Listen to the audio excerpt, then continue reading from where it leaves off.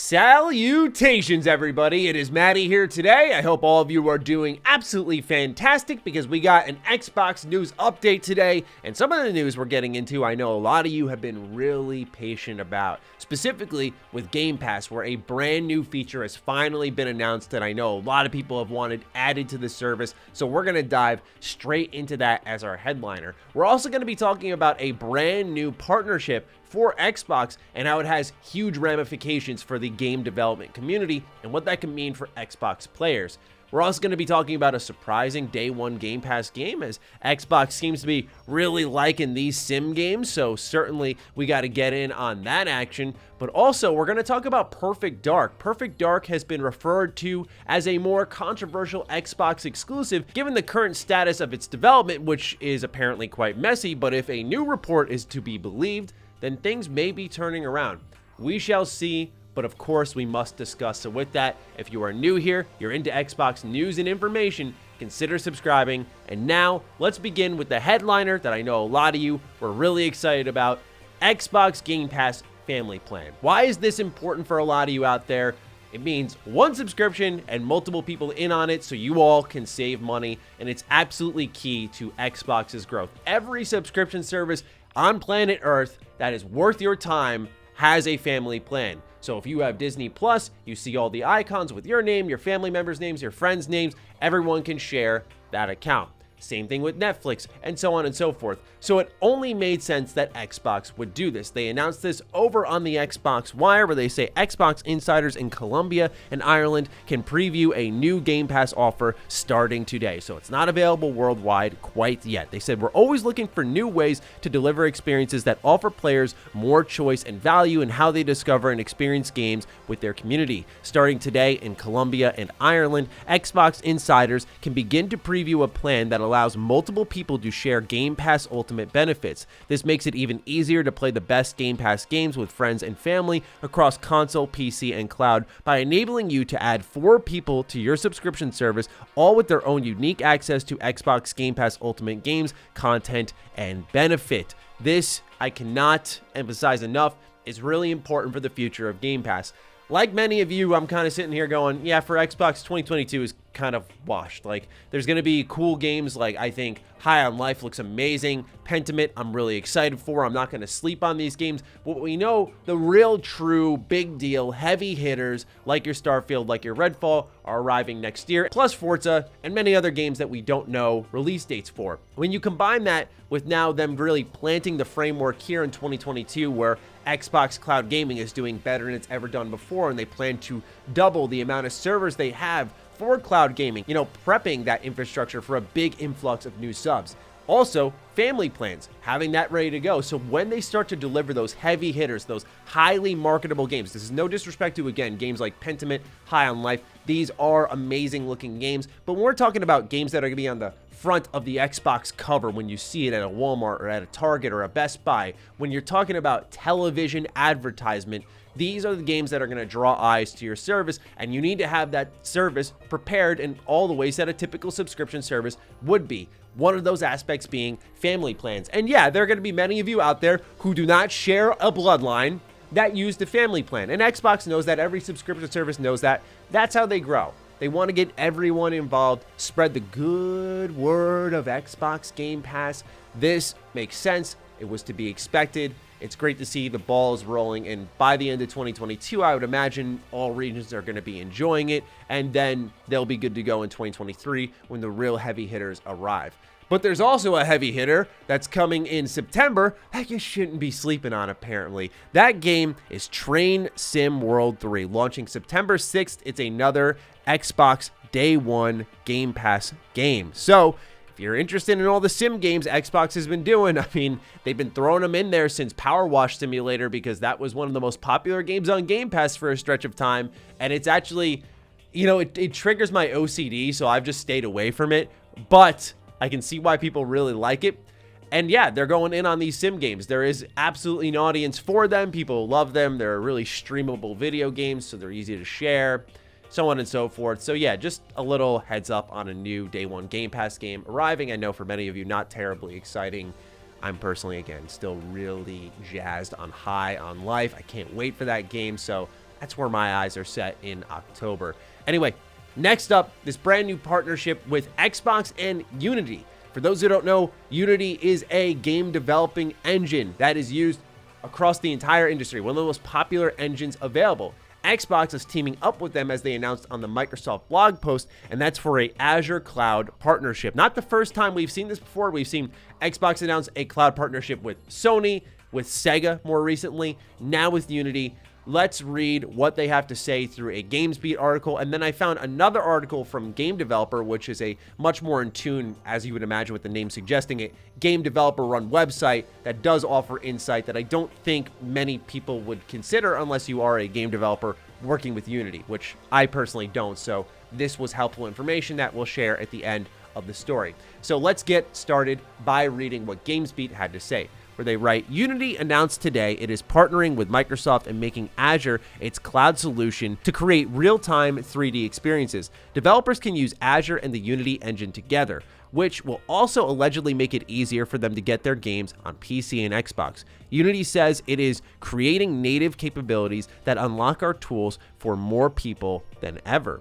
Sarah Bond, Microsoft's CVP of Game Creator Experiences and Ecosystem, said in the announcement, our ambition to democratize development of games and game-like experiences around the world and across industries depends on strong partnerships, particularly with game engines like Unity. The partnership between Microsoft and Unity will also enable Made with Unity game creators to more easily reach their players across Windows and Xbox devices and unlock new success opportunities. Bond also said that real-time simulation will become crucial to several industries, including e-commerce, medicine, and manufacturing. By giving creators easy access to RT3D simulation tools and the ability to create digital twins of real-world places and objects, Unity is offering creators an easy path to production of RT3D assets, whether for game or non-gaming worlds. To support this evolution, creators require a technical infrastructure that is dynamic and innovative as they are.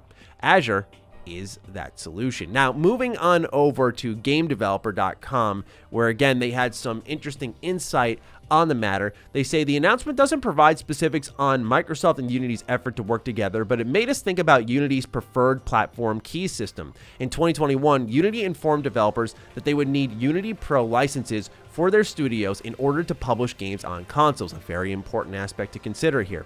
That requirement was mostly mitigated by the cost of Pro keys being available to smaller developers who wanted to publish on PlayStation or the Nintendo Switch. Both Sony and Nintendo offer developers preferred platform keys. Microsoft currently does not.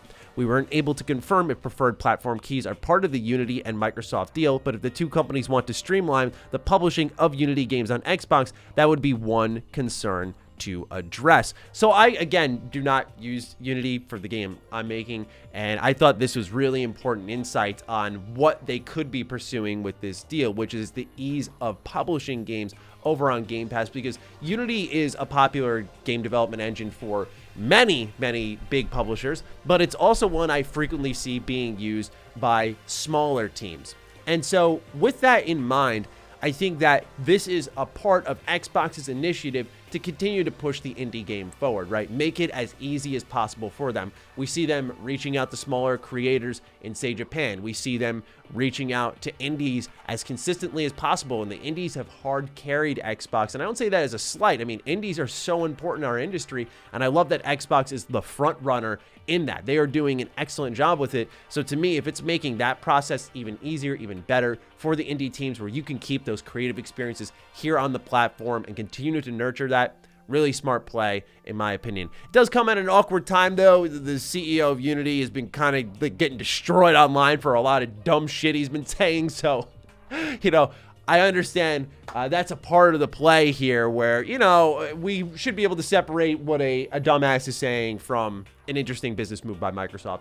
With that, let's move on to our next bit of news, talking about Perfect Dark. So, as I've said in the past, this game, you know, kind of has a little bit of ick on it because of all the reports that have come out about the game, specifically how half of the original development team is left, and a lot of people have been like, oh, it's not a big deal. And I've been saying since they brought in Crystal Dynamics, something's up with this game. And I remember a lot of people were trying to tell me, like, no, Matt, you're overreacting. You're just angry.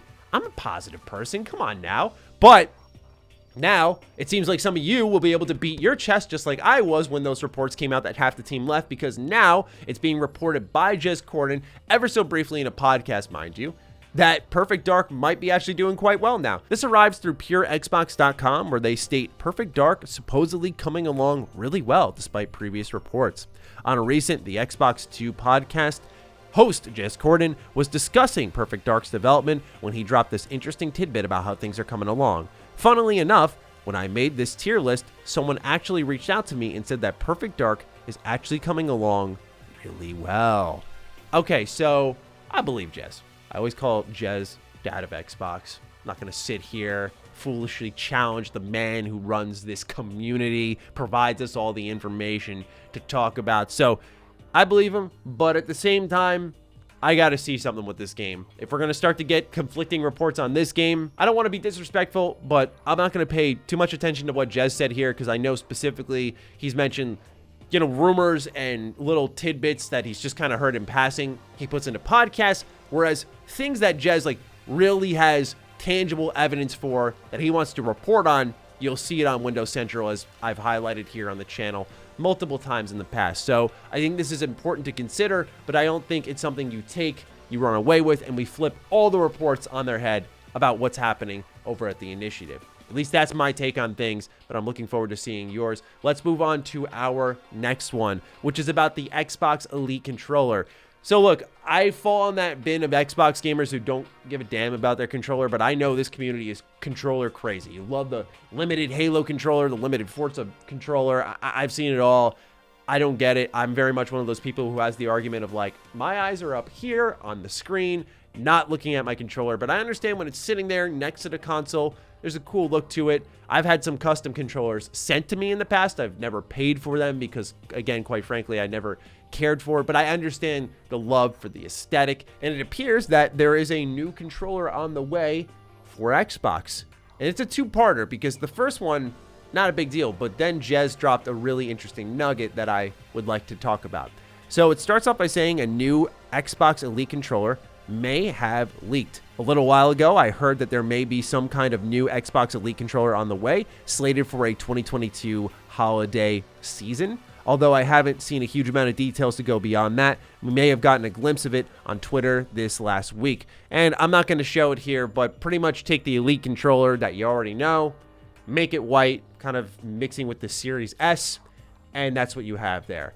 To me, not a crazy deal, but I know a lot of you will go like, oh, wait, I don't have to have a black controller with my Series S. I can have a white controller with it, and it's going to match.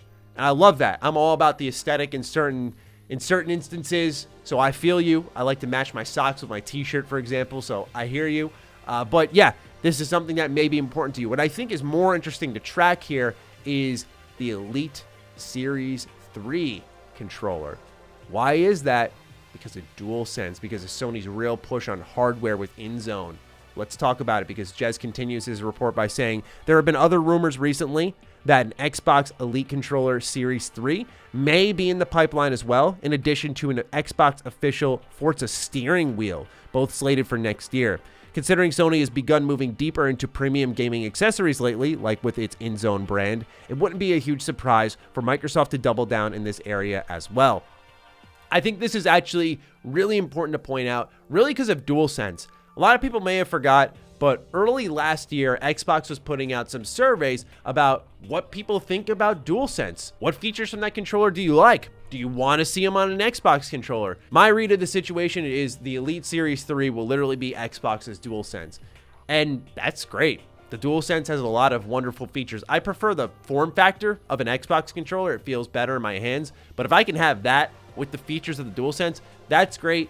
And while Xbox charges an arm and a leg for the Series controllers, and especially now it's kind of crazy because some of these Elite Series 2 controllers have been giving people a lot of trouble. The rubber falling off, them failing for a number of reasons.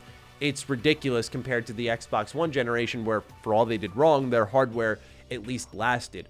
However, if you can have a controller that offers the same things as DualSense, that'll be a big benefit, a big boon to Xbox, because then when games are made with DualSense in mind, Xbox can say, well, we have those features over here.